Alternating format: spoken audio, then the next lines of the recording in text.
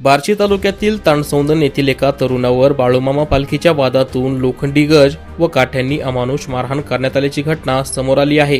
या प्रकरणी 7 जणांविरोधात मारहाण, शिवीगाळ व जीवे मारण्याची धमकी दिल्याची तक्रार दाखल करण्यात आली। फिर्यादी व त्याचे कुटुंब 4 एकर शेतीवर उदरनिर्वाह करतात। त्याचा भाऊ कामानिमित्त पुणे येथे राहतो।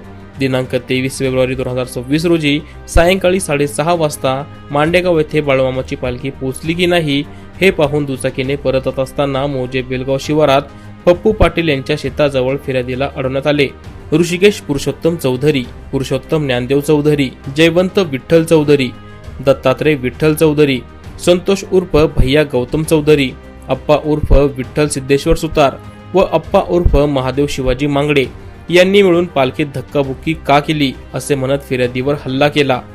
ऋषिकेश चौधरी यांनी लोखंडी गजाने डोक्यात मारले तर इतरांनी लाकडी काठ्यांनी हातपाय व छातीवर मारहाण केली। काही आरोपींनी लाथाबुक्क्यांनी मारहाण करत शिवीगाळ व दमदाटी केली। जाताना सर्वांनी मिळून पुन्हा नादी लागलास तर जिवंत सोडणार नाही अशी धमकी दिल्याचं तक्रारीत नमूद आहे। या घटनेमुळे परिसरात खळबळ उडाली आहे। 7 आरोपींविरोधात गुन्हा दाखल करण्याची प्रक्रिया सुरू असून पोलीस पुढील तपास करीत आहेत।